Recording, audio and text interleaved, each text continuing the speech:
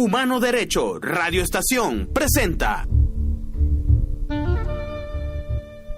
El auténtico pensar, como el vivir, es tarea que se aprende. Quien aprende debe dialogar con aquellos que han pensado previamente, recorrer sus itinerarios, seguir sus rutas y estelas, consultar sus bitácoras. Solo así se podrá llegar a conocidos y seguros puertos. Desde aquí, si decide arriesgarse, debe iniciar sus propias travesías, explorando lo desconocido, sin otra cartografía que la aprendida disciplina del pensar. Yelitza Rivero y Alfredo Bayota les damos la bienvenida a estas travesías del pensar que realizamos todas las semanas desde Humano Derecho Radio en Caracas con el auspicio de la Fundación Filosofía en la Ciudad. El texto que nos identifica y resume el objetivo de estas travesías lo hemos tomado del extinto doctor Ernesto Maíz Vallenilla, a quien le agradecemos que nos haya permitido usar el título de uno de sus libros, editado por Monte Ávila, como nombre del programa. El doctor Ernesto Maíz Vallenilla, rector fundador de la Universidad Simón Bolívar, es reconocido internacionalmente como el filósofo venezolano más destacado del siglo XX. Cuando señalamos las diferencias entre hombres y animales, entre las más primitivas, en el sentido de primeras, son las nociones del tiempo, de la finitud de nuestra vida y la de causa. Ciertamente que la noción de causa, que se refiere a que, dado un hecho o un antecedente, la causa, se sigue regularmente otro, que llamamos efecto, es una de las grandes contribuciones a la diferenciación del hombre con otros animales, tanto en la dirección que va de la causa a sus consecuencias, como la que remonta del efecto a aquello que la produjo. Sin la noción de causa, difícilmente el ser humano hubiera podido desarrollar la civilización e iniciar el desarrollo de su cultura.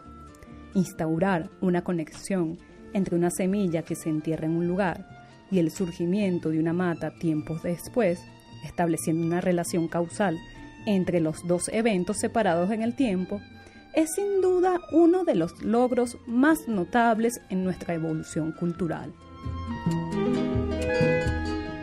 La noción de causa es el primer paso y uno de los más importantes para eliminar el azar, la fortuna, la acción de seres fantasmales todopoderosos o fuerzas extraordinarias como las potencias que dirigen nuestra existencia.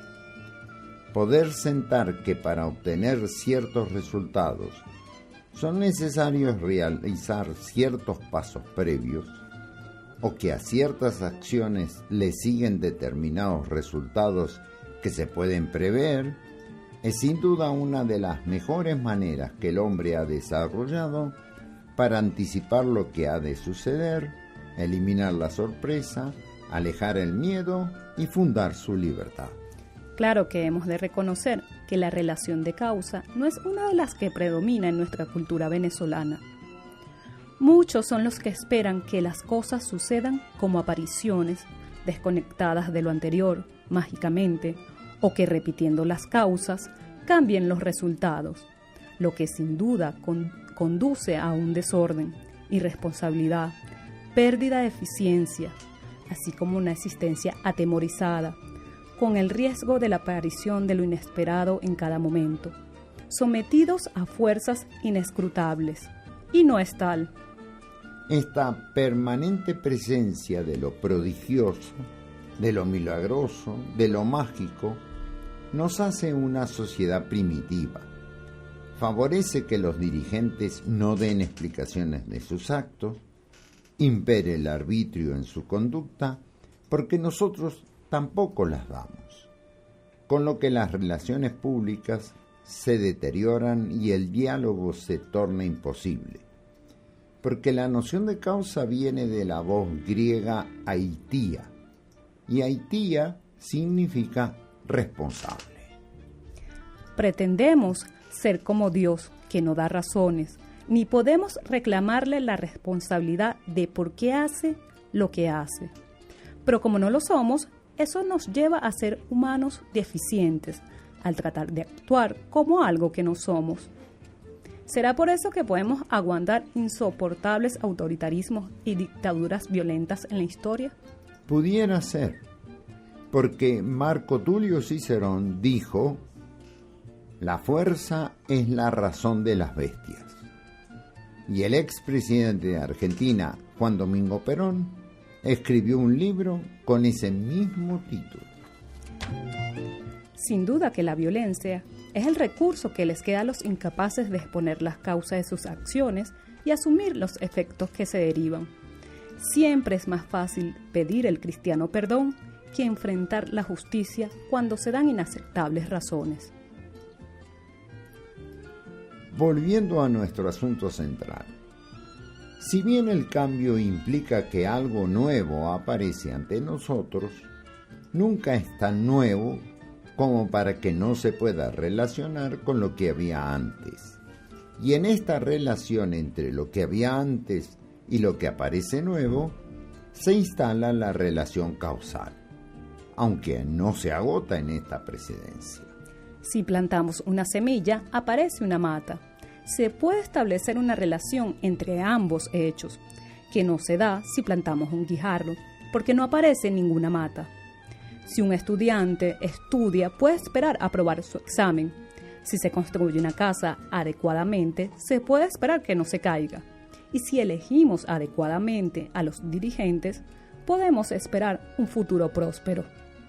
Si el estudiante pretende el efecto de aprobar su examen sin cubrir la causa de estudiar, o el constructor aspira a que la casa se mantenga, aunque se construya con malos materiales, o se espera que tengamos éxito social con dirigentes incapaces, no es mala suerte, sino que ignora la relación causal que bien se refleja en ese refrán que dice: no se le pueden pedir peras al olmo. Conocimiento que fundamenta el éxito de los seres humanos en el planeta Tierra. De manera que bien podemos dedicar nuestra travesía de hoy a revisar algún aspecto de este fascinante tema, la noción de causa, cuyas implicaciones son motivo de reflexión permanente en la filosofía.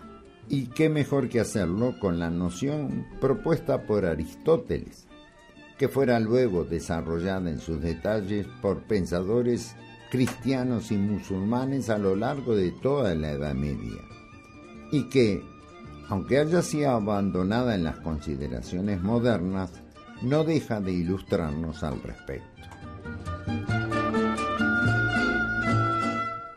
Recordemos que Aristóteles nació en el 384 antes de nuestra era en esta gira, Macedonia, al norte de Grecia, razón por la cual es llamado el Estagirita. Murió en el 322 antes de nuestra era y fue discípulo de Platón durante 20 años aproximadamente. Pensar que hace 2000 años un genio como Aristóteles, llamado la mente por sus condiscípulos, estudió 20 años con su maestro, y hoy hay universidades que en Venezuela dan el título de licenciado en filosofía en 4 años.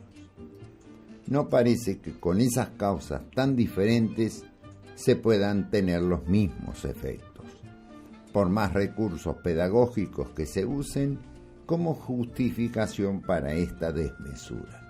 Ciertamente, se parece más bien, usando esa expresión que se puso de moda hace un tiempo, a una educación como espectáculo, que como tantas otras actividades, el gobierno ha impuesto en la cultura venezolana. Lástima que hasta universidades prestigiosas se unan a esta corriente. Luz en la calle, pero oscuridad en la casa.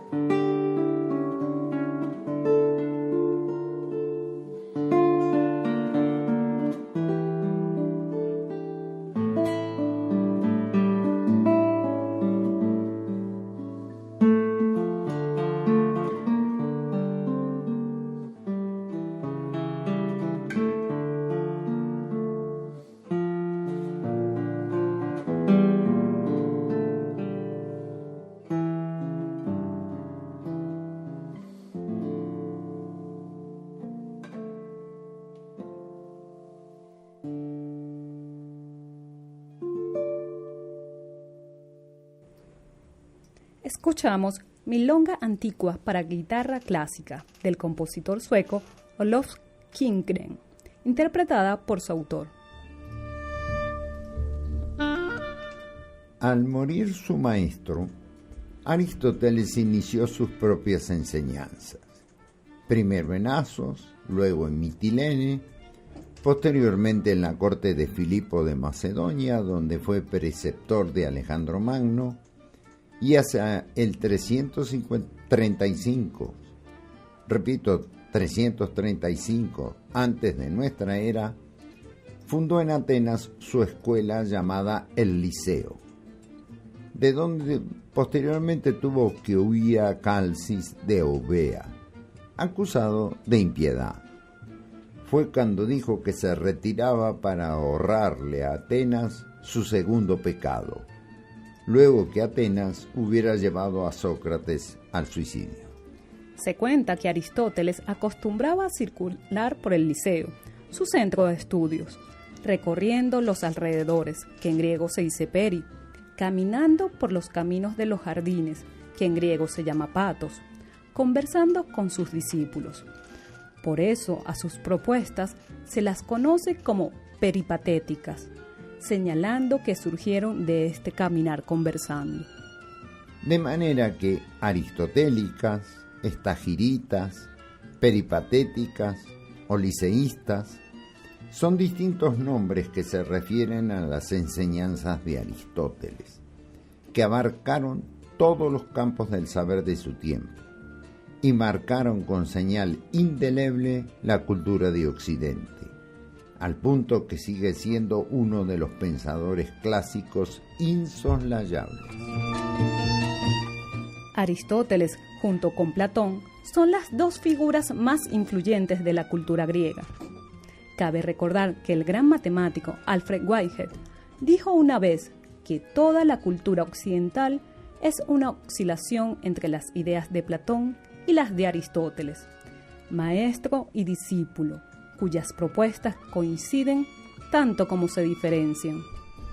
Aristóteles, una de las mentes más notables de la historia por la extensión y profundidad de su saber, la coherencia y extensión de su obra, que no dejó aspecto importante sin tratar, aborda el tema de la causa en varios de sus libros, pero sin duda que en el titulado Física es donde la presenta con mayor claridad.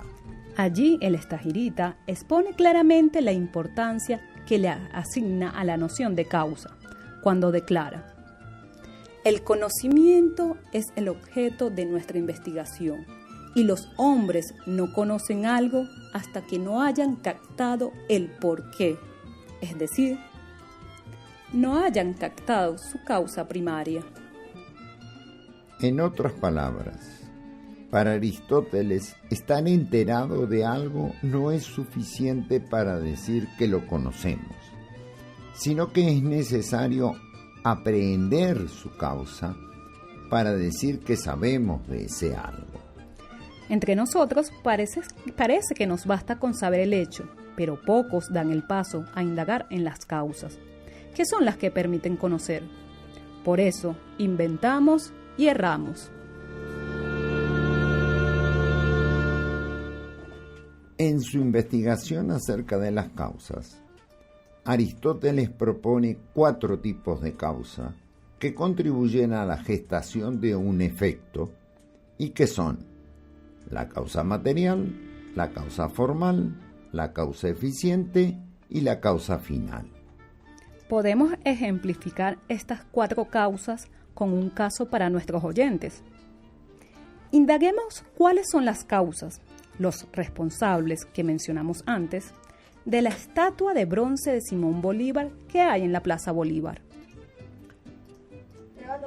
Sin duda que el bronce es responsable que haya una estatua de bronce, porque si no sería una estatua de madera o de concreto o de mármol.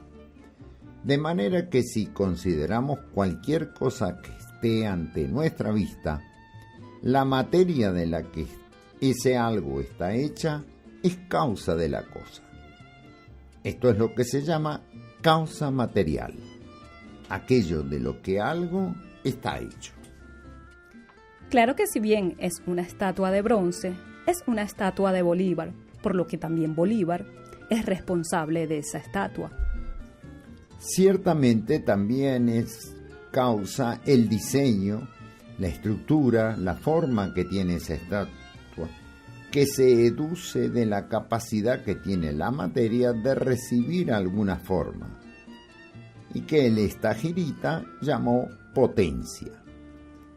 Esa es la causa formal. Es lo que hace que algo sea lo que es y no sea otra cosa. Por supuesto que también es causa lo que mucha gente diría que es la causa. El escultor, el artesano, el responsable de aunar la forma, el diseño y la materia para conformar la cosa. Y es lo que Aristóteles llama causa eficiente.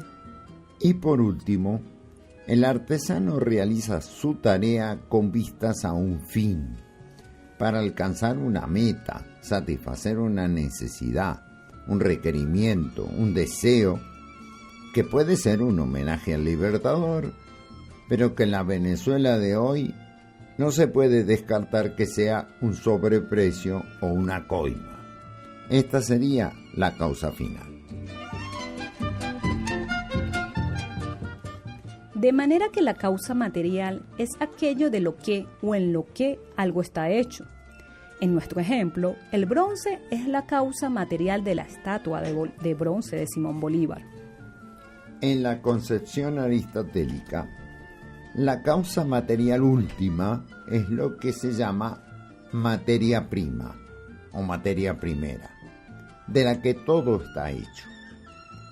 La causa material inmediata de algo es una transformación de esa materia prima, a lo que se denomina materia segunda, como serían la madera, el bronce, los otros metales. Pero la primera transformación, que es lo más primitivo que existe, eran los 5 elementos fundamentales admitidos en la época: agua, aire, tierra, fuego y el éter.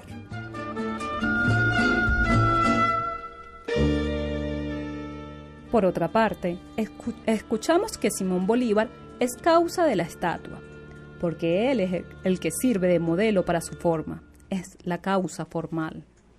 La causa formal, en consecuencia, podemos decir que es la que perfecciona, la que actualiza o concreta lo que algo es. En la causa formal se incluye la figura, que es lo que normalmente en estos días llamamos forma, pero en general es lo que actualiza lo que algo puede ser. La causa formal es la que algo sea o llegue a ser lo que es. De manera que si la causa material es la que determina que algo sea, la causa formal es la que hace que algo sea lo que es. Por su parte, la causa eficiente es la que es capaz de actualizar esa forma. Dado el bronce y la imagen de Bolívar, el escultor, el artesano, es la causa capaz de transformar al bronce con la figura de Bolívar. La causa eficiente es entonces la que informa a la materia. ¿Y cómo lo hace?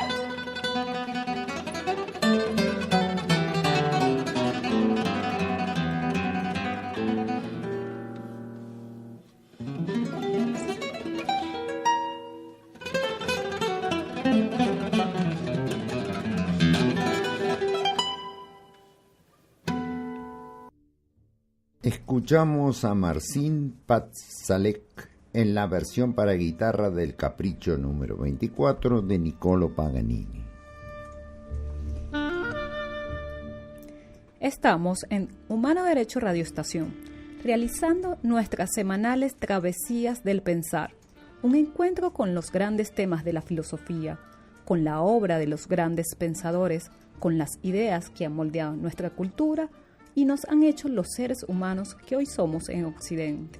Nos gustaría tener sus comentarios, sus preguntas, sus sugerencias, así como recibir sus contribuciones para el sostenimiento de nuestro programa en nuestra dirección travesíasdelpensar@gmail.com.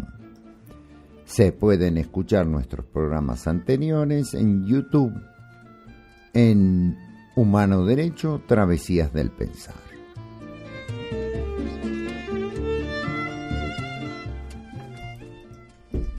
En nuestra travesía de hoy estamos revisando la causalidad en la clásica formulación que hiciera Aristóteles del tema, así como algunos desarrollos posteriores que enriquecieron esa perspectiva. Considerábamos la causa eficiente, es decir, la que se refiere al agente que realiza el hecho mediante el cual una materia adquiere una disposición, una forma, como el caso del escultor que modeló el bronce para hacer la estatua de bronce de Simón Bolívar.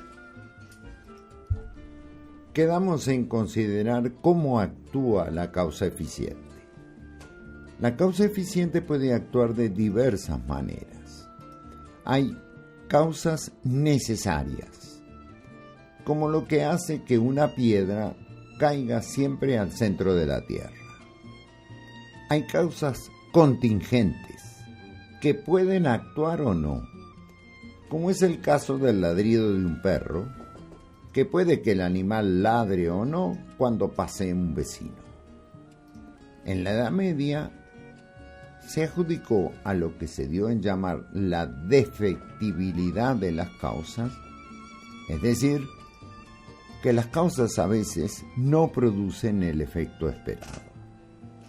Cuando hablamos de la contingencia de las causas, se quiere señalar que una causa puede tener varios efectos y que algunos de ellos pueden darse o no, dependiendo de otros factores como ocasiones y condiciones, que no forman parte de la causa, aunque esto se discute.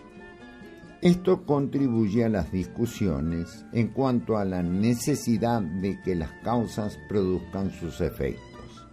Es decir, que dado un antecedente se dé o no el consecuente. Y a esto es lo que llamaban defectibilidad de las causas. Y finalmente, hay causas libres, que surgen de la voluntad libre de querer hacer algo, como resultado de un querer que decide y tiene a ese deseo como único antecedente.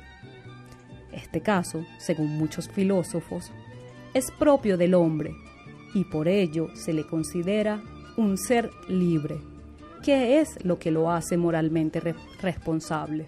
Porque en todo lo que el ser humano hace interviene su querer hacerlo. Si alguien hace algo y declara no quise hacerlo, es porque se ha comportado necesariamente, es decir, se ha comportado como un animal, sin que haya razonado y ejercido su libertad. Bien, podríamos decir que la contingencia o defectibilidad de las causas, así como las causas libres, son las que hacen la complejidad de la historia y que el futuro no se pueda reducir al determinismo de la causalidad necesaria. Por eso es que los seres humanos han cazado más animales que los hombres que han cazado los animales. Dentro de las causas eficientes, podemos considerar a un subgrupo que son las causas instrumentales. El carpintero no corta la madera, sino que la corta el serrucho. El pintor no pinta el cuadro, sino que lo hacen los pinceles. Y el asesino no mata, sino el revólver que impulsa la bala. El serrucho, el pincel, el revólver son instrumentos, es decir, no actúan en virtud de sí mismos, sino que son movidos por el agente principal, que es la verdadera causa eficiente. Y por eso se los llama causas instrumentales. No siempre es claro el papel del instrumento, cuya característica es que se asimila a la causa eficiente para facilitar la realización de su causalidad. Basta citar un par de casos que muestran que en torno a estas causas instrumentales, muchas son las discusiones y perspectivas que pueden aparecer.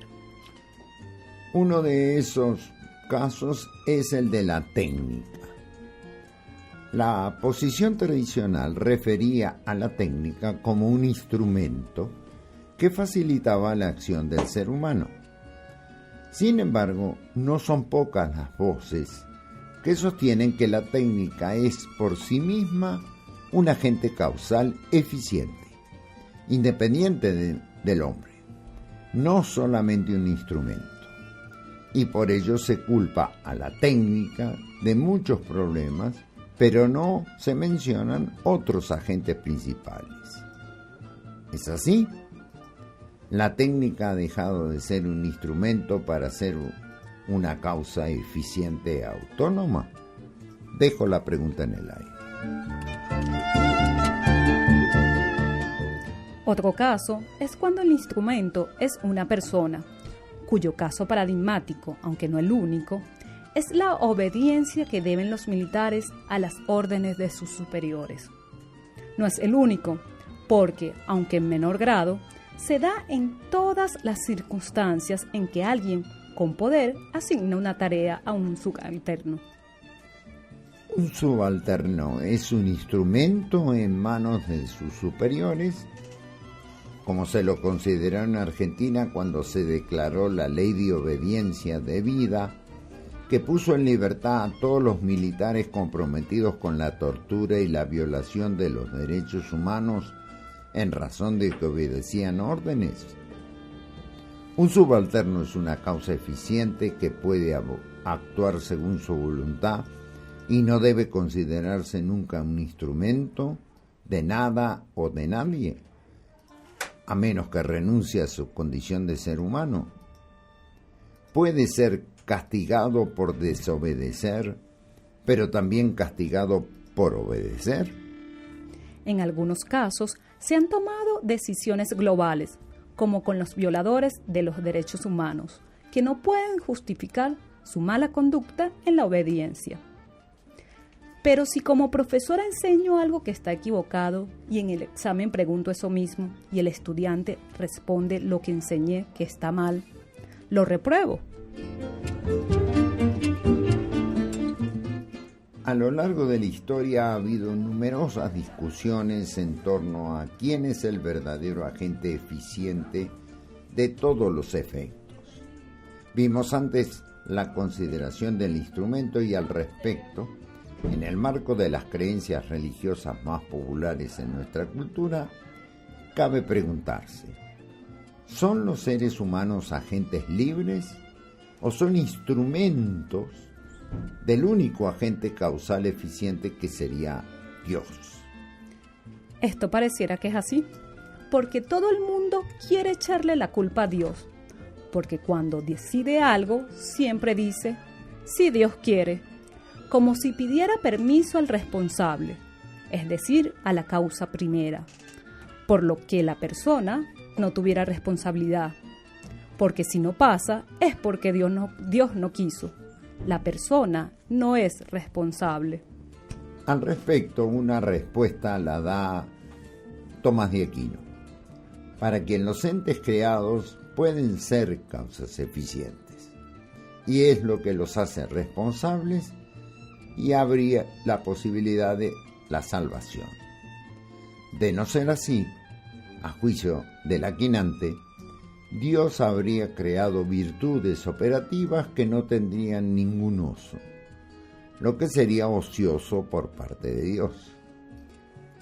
Claro es que también Santo Tomás distingue entre la causalidad divina y la del hombre, siendo Dios el único que puede crear, ser causa del ser de las cosas.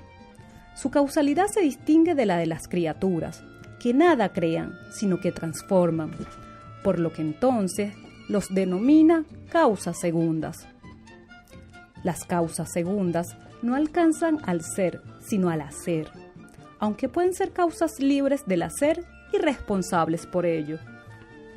En cambio, Malebranche, filósofo del siglo XVII, sostiene que la única causa eficiente es Dios y que todo lo creado no es sino ocasión para la permanente acción de Dios. Esta posición, que niega que el hombre pueda ser causa eficiente libre, porque significaría su divinización, se denomina ocasionalismo.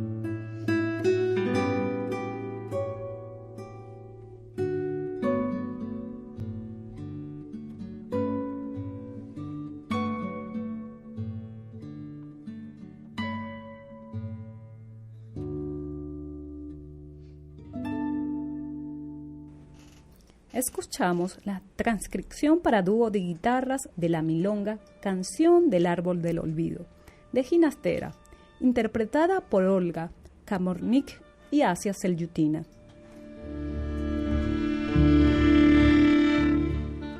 Por su parte, Avicena, el pensador musulmán nacido en Bojara, Persia, en el 980 y muerto en 1037, heredero de la tradición del pensamiento griego, distinguió 4 tipos de causas eficientes, que según sus nombres latinos son la perficiens, la disponens, la adjuvans y la concilians, que en castellano se traducen como completivas, dispositivas, coadyuvantes y consejera.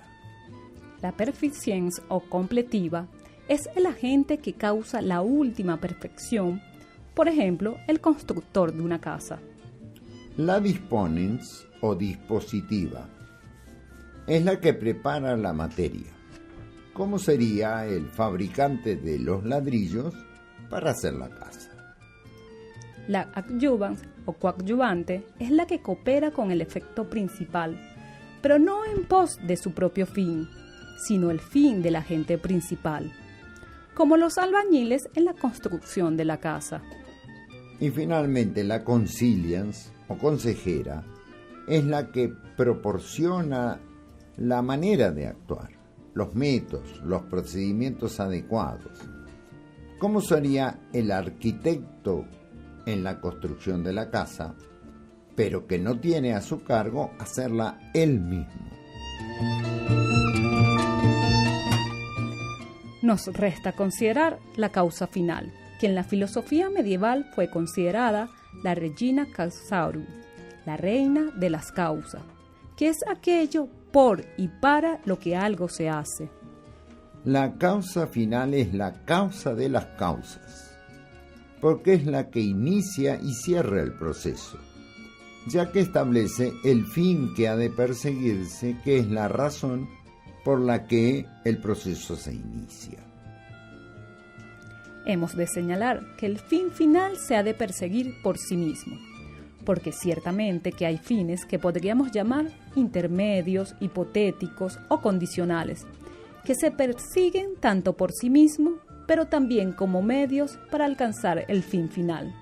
¿Qué es el que se persigue por sí mismo?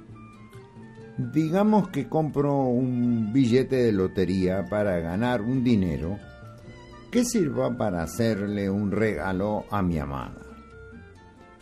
Entonces, poder regalarle algo a mi amada es lo que los latinos llamaban finis qui appetitur, el fin final. Pero ganar el premio es también un fin.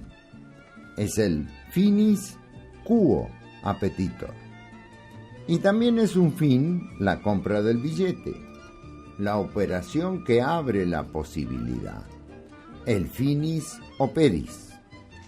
El conjunto, lo que me propongo con todo el proceso, es llamado el finis operantis.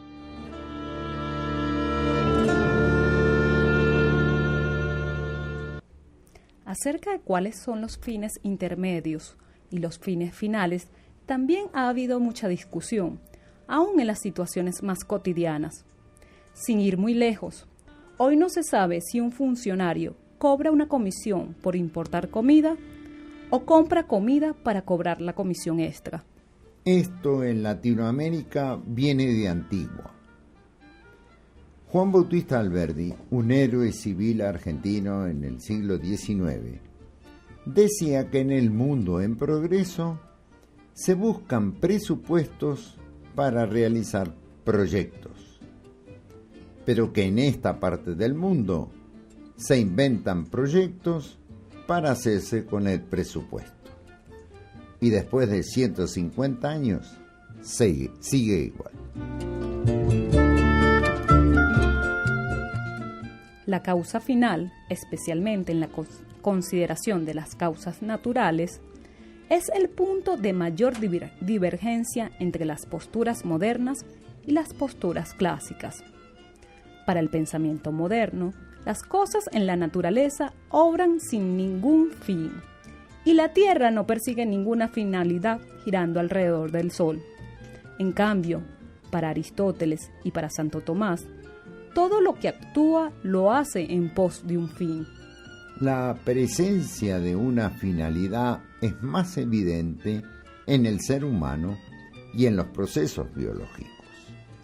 Y el fin se identifica con un deseo, una apetencia por el bien o por la perfección. Por eso la causa final se identifica también con la que inicia el proceso en persecución de ese bien y esa perfección que se ambiciona. En el caso de los seres racionales, ellos son capaces de concebir y conocer el fin, mientras que los animales y los seres inanimados no. Por esa razón es que solo los seres inteligentes tienen dominio de sus actos y son libres y responsables.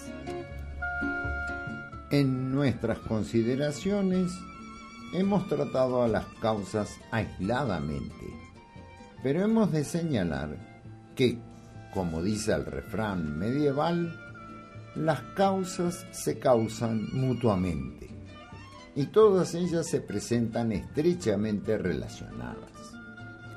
Todas nuestras acciones pueden ser analizadas con la ayuda de estas 4 causas que presenta Aristóteles, a las que se agregan otros factores de complejidad, como estas relaciones que hay entre ellas. Así, algo puede ser causa de lo mismo que es causado. Por ejemplo, caminar diariamente es causa de la salud, pero la salud es causa de que podamos caminar diariamente, porque si estamos enfermos, no podemos caminar. Se camina para estar sano, pero porque se está sano es que se puede caminar. Por su parte, la consideración de las causas y sus relaciones tiene suma importancia en el análisis de los actos libres. ¿En qué medida decimos que un acto libre no tiene causa? En realidad, según la manera de entender la causalidad que estamos considerando, la libertad no se opone a la causación, sino que la libertad consiste en fijar fines, en operar como determinante de la causa final. Y por eso también es la causa final la que puede ser considerada como causa de las causas. Por su parte, para los creyentes en una salvación o una condena después de la muerte, el fin último está dado por Dios y el hombre tiene un fin señalado. En consecuencia, para estas religiones, el ser humano es concebido como un ente finalizado, con un fin al que debe concurrir libre pero seguramente. Y en esto consiste su misión en esta vida. Concluimos así esta travesía, en la que hemos atendido a la propuesta originada en Aristóteles en torno a la importante noción de causa, y que si bien las corrientes modernas la han cuestionado en muchos aspectos y hasta la han abandonado, no dejan de ser útiles especialmente en la consideración y análisis de nuestras acciones. En particular en la cultura en la que todo pasa si Dios, cualquiera que sea, quiere. Pienso que si me voy a operar y el cirujano dice que todo va a ir bien, si Dios quiere, me levanto de la camilla y me voy. Si busco excusas antes de empezar, no me inspira ninguna confianza. Nos escuchamos la semana que viene, si Dios quiere.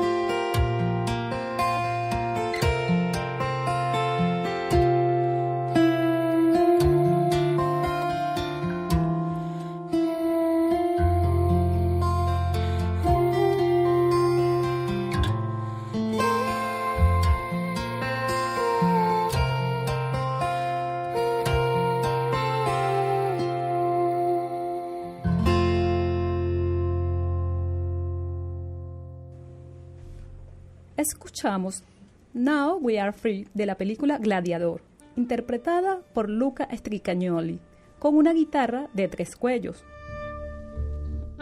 Realizamos Travesías del Pensar desde Humano Derecho Radio desde Caracas, con el auspicio de la Fundación Filosofía en la Ciudad.